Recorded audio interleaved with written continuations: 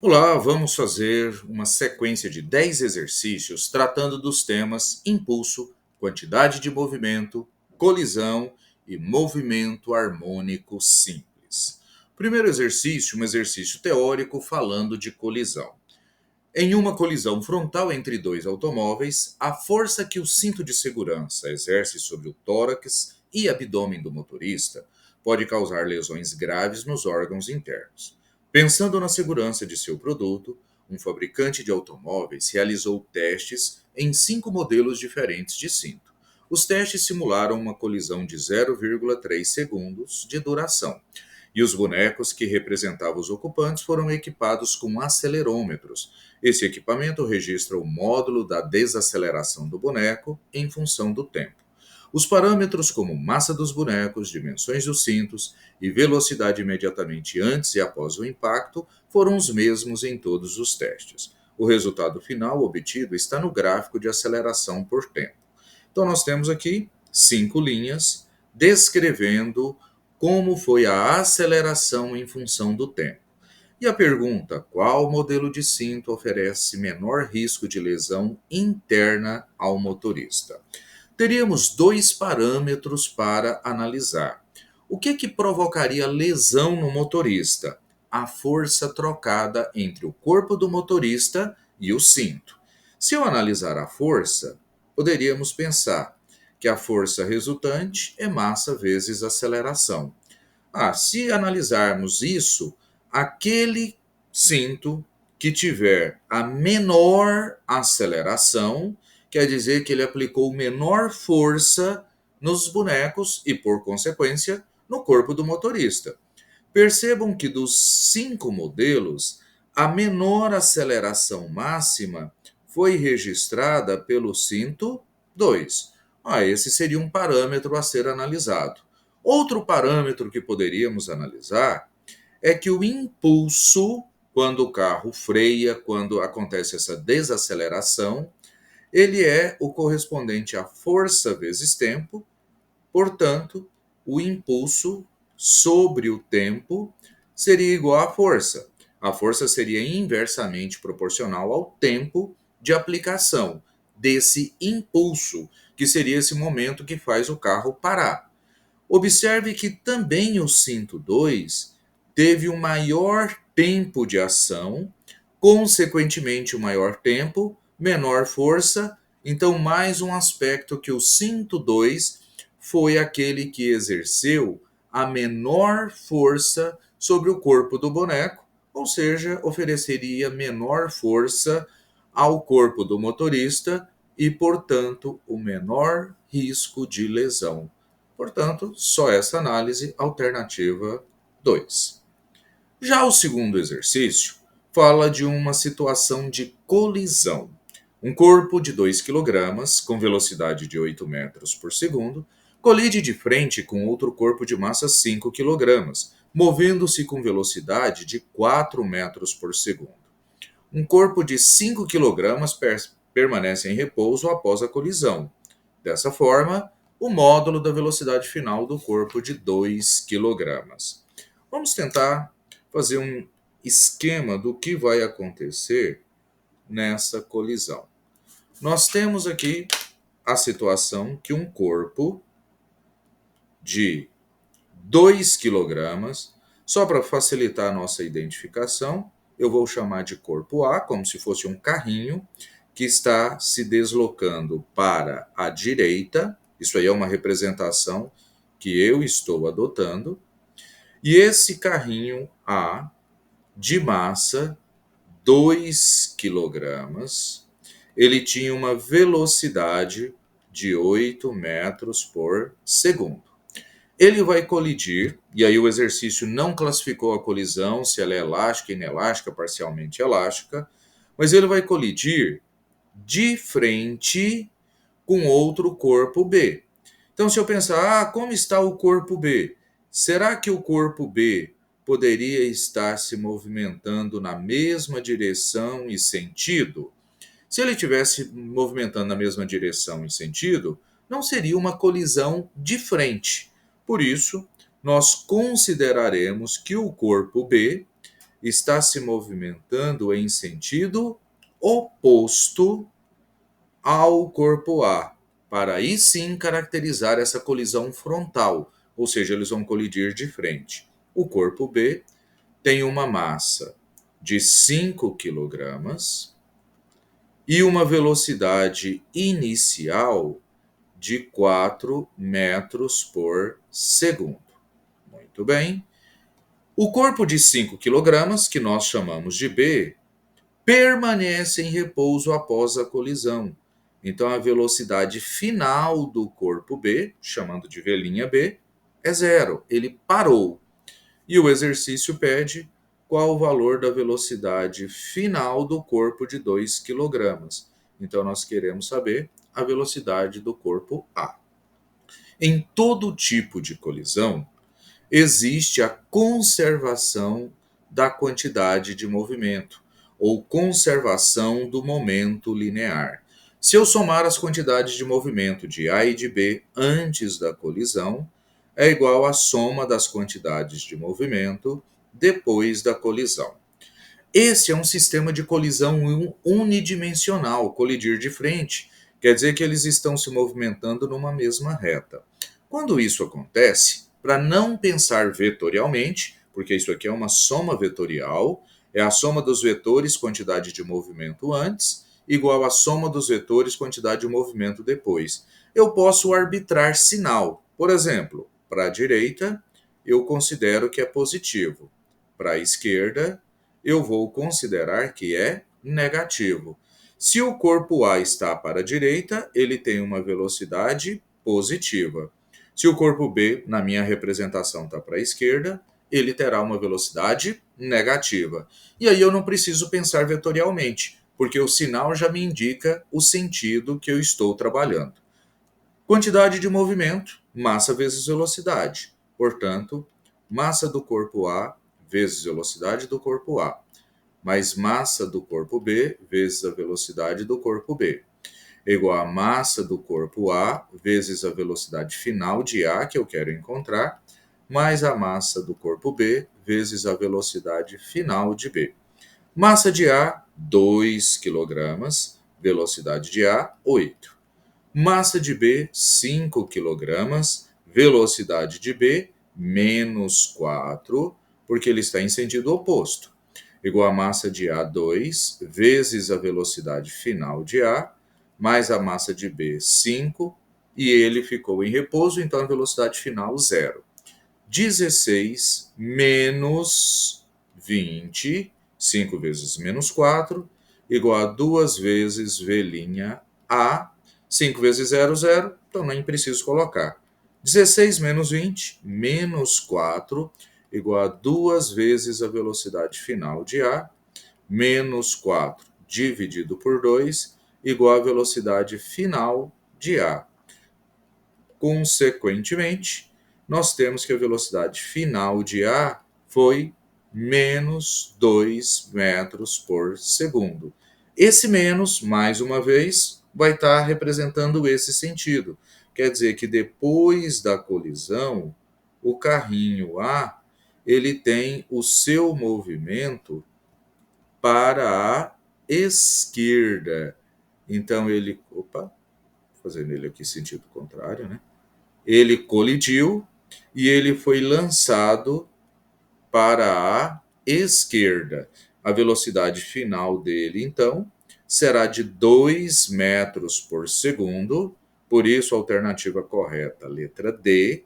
O menos só significa o sentido. Então ele acaba voltando para a esquerda na nossa representação.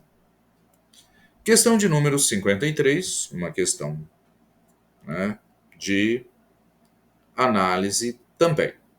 No interior de uma garrafa PET foram colocados pequenos pedaços de gelo seco. Em seguida, uma rolha foi inserida no gargalo, tampando a garrafa, que foi deixada em repouso sobre uma superfície plana, horizontal, livre de atritos e expostas ao sol, até todo o gelo seco sublimar, ou seja, vai passar do estado sólido para o estado gasoso. A gente sabe que quando ele passa para o estado gasoso, ele aumenta o seu volume. Finalizada a sublimação, devido ao aumento de pressão interna da garrafa, a rolha foi arremessada com velocidade 8 metros por segundo. Então, vou imaginar aqui, ó, a rolha foi lançada para trás, ao mesmo tempo que a garrafa movimentou-se em sentido contrário da rolha, desprezando quaisquer tipos de atrito e sabendo que a massa da garrafa, informação, massa da garrafa, é 16 vezes a massa da rolha, o módulo da velocidade que a garrafa se movimentou.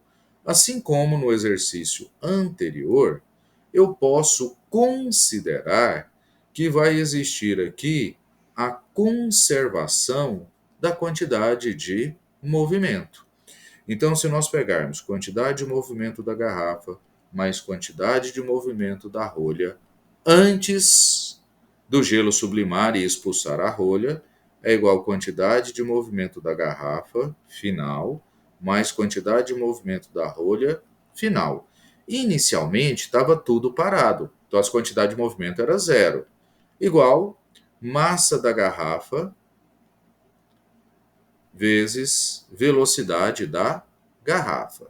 Então, nós teremos massa da garrafa vezes velocidade da garrafa mais massa da rolha vezes velocidade final da rolha. Zero é igual massa da garrafa. O que eu sei sobre a massa da garrafa? 16 vezes a massa da rolha vezes velocidade da garrafa.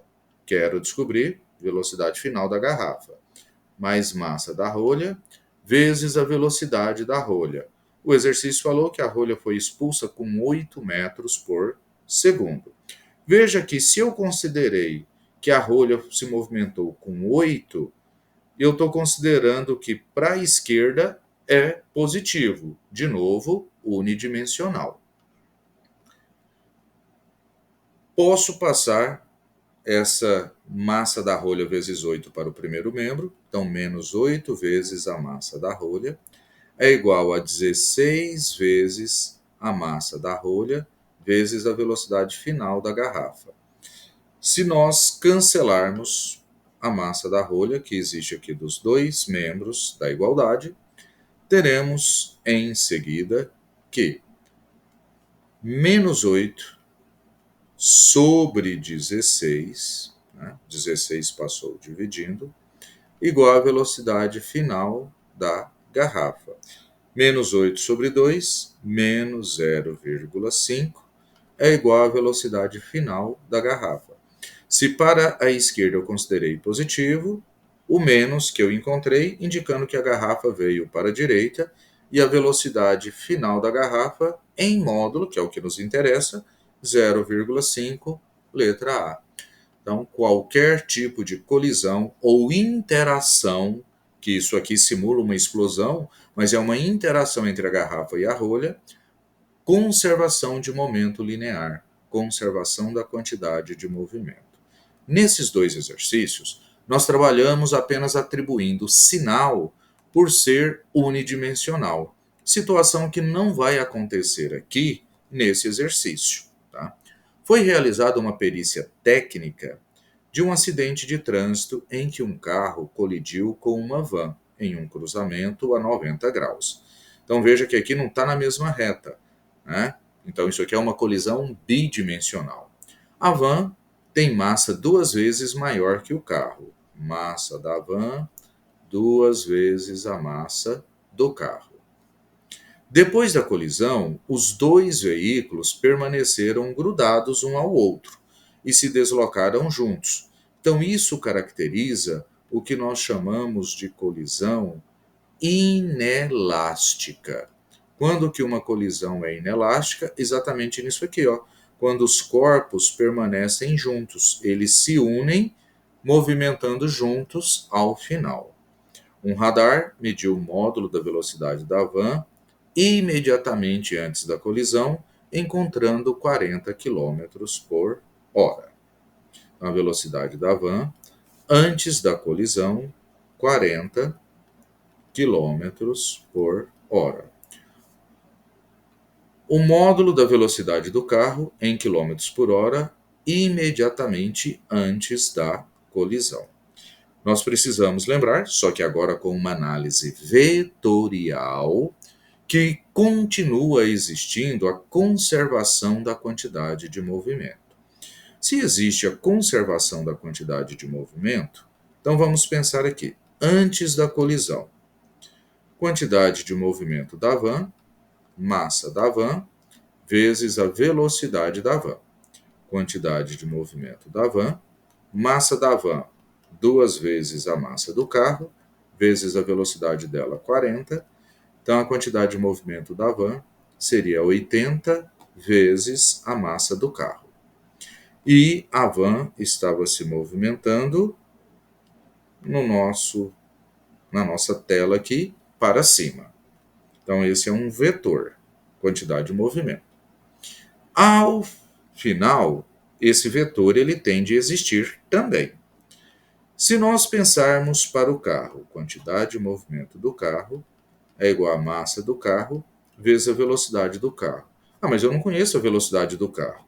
Mas eu sei que o carro estava se movimentando para a direita.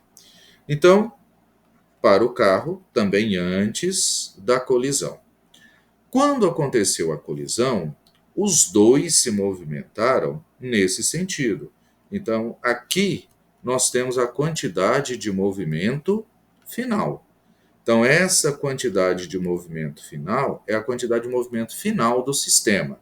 A quantidade de movimento final é como se fosse uma resultante vetorial. Se existe conservação da quantidade de movimento, nós podemos pensar o seguinte: a quantidade de movimento do carro, horizontal para a direita, mais vetorialmente a quantidade de movimento da van, vertical para cima aqui, tem como resultante a quantidade de movimento desse sistema, que é, sem estrelinha, quantidade de movimento final desse sistema. Então, a quantidade de movimento final é a resultante entre esses dois vetores. Lembrem que o exercício falou que eles acabaram se movimentando formando 45 graus. Se é formando 45 graus, eu tenho que a quantidade de movimento do carro para o triângulo é o meu cateto oposto. Que a quantidade de movimento inicial da van é o meu cateto adjacente.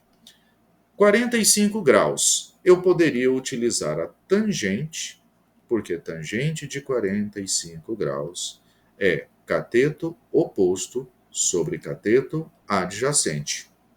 Tangente de 45 vale 1. O cateto oposto é a quantidade de movimento do carro, que vale massa do carro vezes velocidade do carro, tá? Sobre o cateto adjacente, que é a quantidade de movimento da van, que é 80 vezes a massa do carro. Fazendo produtos cruzados, nós temos que a massa do carro, velocidade do carro, é igual a 80 vezes a massa do carro. Simplificando, massa do carro, massa do carro, nós descobrimos que a velocidade do carro antes da colisão é 80, lembra que as unidades aqui estão em quilômetros por hora. Então, conservação da quantidade de movimento, mas agora trabalhando com análise vetorial. Então, somar quantidades de movimento é o mesmo que calcular a resultante dos dois vetores. Como no final é igual no início, a resultante do final é igual à resultante do início, só que agora com uma análise vetorial.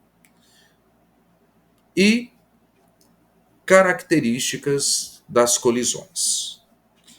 Em qualquer processo de colisão entre dois objetos, a energia cinética total e a quantidade de movimento linear total são quantidades conservadas. Energia cinética só se conserva na colisão que nós chamamos ela de perfeitamente elástica. Então, por isso, afirmação falsa. 2. Se um objeto tem quantidade de movimento linear, então terá energia mecânica. Se ele tem quantidade de movimento, lembrem que quantidade de movimento ou momento linear, né, é o produto de massa vezes velocidade. Ah, então ele tem massa, ele tem velocidade. Se ele tem massa e velocidade, eu posso falar que ele tem energia cinética, porque energia cinética também depende de massa e velocidade. Se ele tem energia cinética, ele tem energia mecânica. Ah, então, verdadeiro, né? 2, verdadeiro. Entre dois objetos de massas diferentes, o menor jamais terá quantidade de movimento linear maior que o do outro. Não, quantidade de movimento depende de massa e velocidade. Ele pode ter uma massa menor, mas uma velocidade muito maior. Então é possível ele ter maior quantidade de movimento. Portanto, apenas o item 2 foi verdadeiro, letra B. Questão 56. O corpo humano pode ser submetido a situações extremas, como aquelas que as forças de grande intensidade agem por conta de um impacto. A gente resolveu um exercício falando do cinto de segurança, por exemplo, agindo na hora de um impacto. Uma situação assim ocorreu quando uma pessoa de 65 kg, pedalando sua bicicleta a uma velocidade constante, 36 km por hora, chocou-se contra um obstáculo, vindo a parar completamente 0,2 segundos após o impacto. Considerando-se a deformação dos corpos envolvidos na colisão, qual foi a intensidade média da força que agiu nessa situação? Vamos lembrar que quando um corpo sofre um impacto, eu posso chamar isso de impulso. E esse impulso tanto pode ser calculado por força vezes tempo, ou o impulso pode ser calculado por quantidade de movimento final menos quantidade de movimento inicial. Se essas duas maneiras me permitem calcular o impulso, eu posso também falar que a força média durante o tempo de atuação é igual à quantidade de movimento final menos a quantidade de movimento inicial. Então, essa força média atuante durante 0,2 segundos, que é o tempo do impacto, será igual a zero, quantidade de movimento final zero, porque ele parou completamente. Então, se ele parou, velocidade zero, quantidade de movimento zero, menos a massa vezes a velocidade inicial. Força vezes 0,2 será igual a menos, a gente vai interpretar esse menos, massa do corpo, 65 kg, vezes a velocidade inicial. A massa, quilogramas, está no sistema internacional. A velocidade não está. Então, nós precisamos dividir por 3,6. 36 dividido por 3,6, 10 metros por segundo. Portanto, a força será menos, já vamos analisar o menos, 65 vezes 10, 650, dividido por 0,2. A força média será menos 3.250 newtons. Eu já havia comentado com vocês o que significa esse detalhe de mais ou menos para algo unidimensional. É o sentido. Se eu considerei que a velocidade inicialmente era positiva, a força atuou em sentido contrário. Somente isso, mas a força média é de 3.250. Ele recebeu um impulso no sentido oposto à velocidade. Apenas essa relação. Questão 57, uma questão típica de impulso, que acabamos de falar ali que impulso é força vezes tempo, mas eu só posso usar essa relação quando eu penso em força constante ou eu estou trabalhando com força média, como aconteceu naquele exercício. Observe o gráfico, a variação em newtons da intensidade da força aplicada por um veículo nos seus 9 primeiros segundos de deslocamento. nesse contexto, a intensidade do impulso. Não vou fazer força vezes tempo, porque aqui a força não foi constante, ela aumentou, manteve-se constante, diminuiu. Quando eu não aplico o valor da força como um valor constante, uma segunda opção é trabalhar com o cálculo de área. Eu vou calcular a área que ficou delimitada aqui nesse gráfico, e se nós calcularmos aqui essa área que ficou delimitada, nós temos que ficou delimitado aqui um trapézio. A área desse trapézio, área do trapézio, essa área vai indicar o impulso. Então, a área do trapézio indica o impulso sofrido. Calculando a área do trapézio, vamos lembrar a área do trapézio, base maior mais base menor, vezes a altura dividido por 2. Cálculo da área.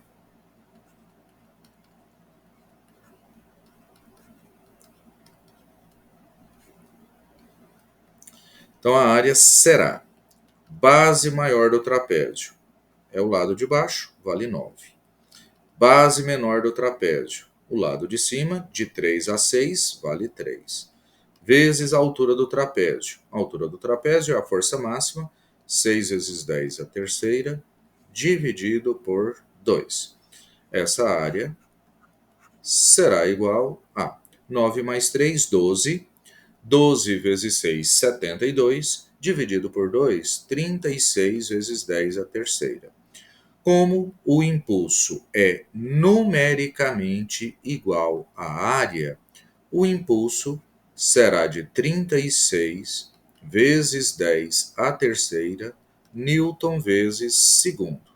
Analisando as alternativas, que elas estão em notação científica, então 36 vezes 10 a terceira é o mesmo que 3,6 vezes 10 elevado à quarta newton vezes segundo. Portanto, a alternativa correta, letra C.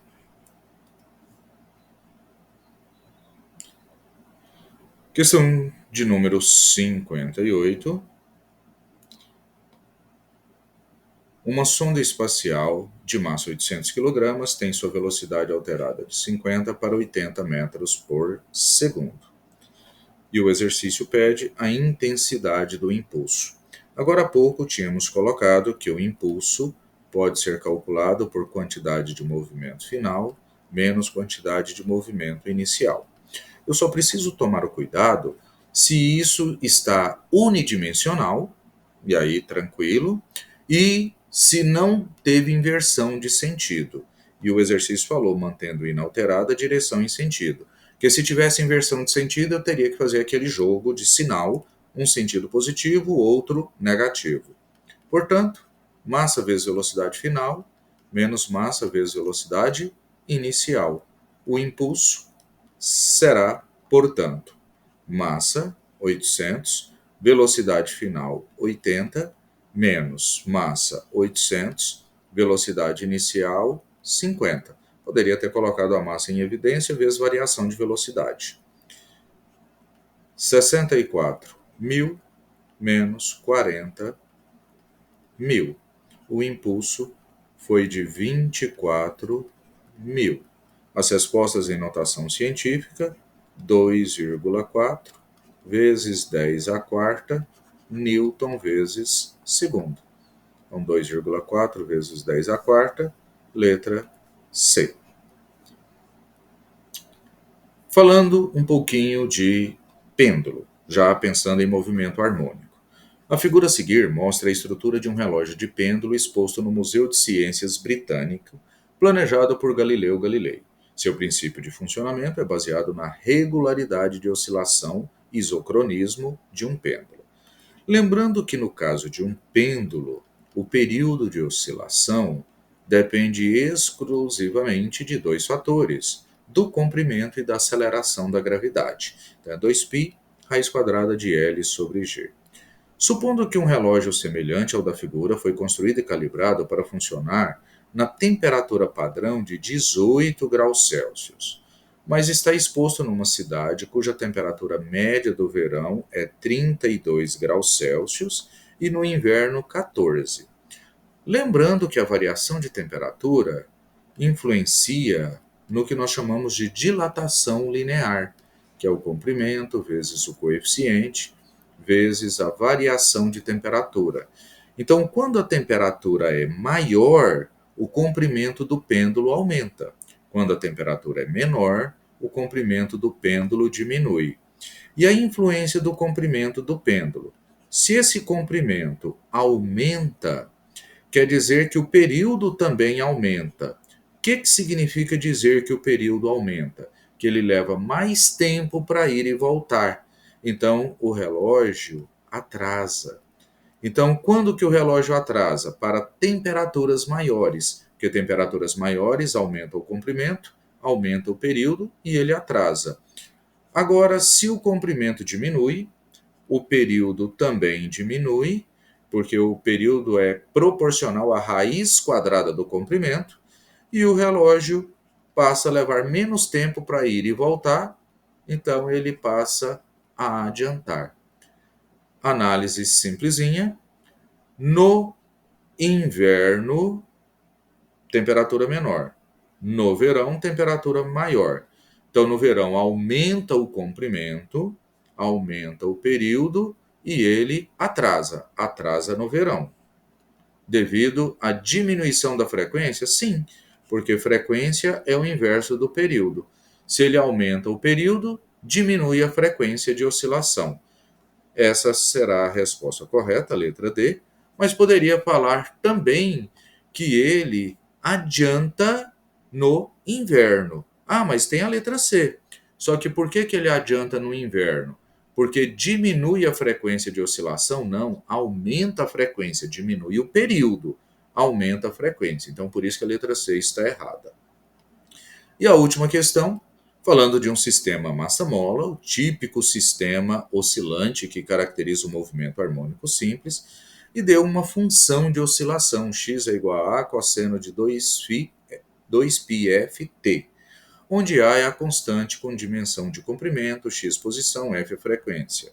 Aí ele quer saber a maior extensão do trajeto que o objeto percorre em um ciclo. O sistema massa-mola ele sempre vai ser caracterizado por uma oscilação de uma mola em posição de equilíbrio. Ela estaria presa a um bloco na sua posição de equilíbrio e quando posto a oscilar, ele vai oscilar até uma posição mais A, que é exatamente essa amplitude, e comprime a mola até uma posição menos A. Se o exercício está querendo saber a extensão do trajeto que o objeto percorre, ele vai percorrer o trajeto de menos A mais A, então ele percorre um trajeto equivalente a 2A. Somente essa análise e o reconhecimento do que significa cada uma das grandezas na função do movimento harmônico simples. Então, essa é a última questão aqui para a gente concluir essa análise desse sistema. Se curtiu, dê um joinha lá, se inscreva para saber das novidades dos próximos vídeos de resoluções de outros assuntos.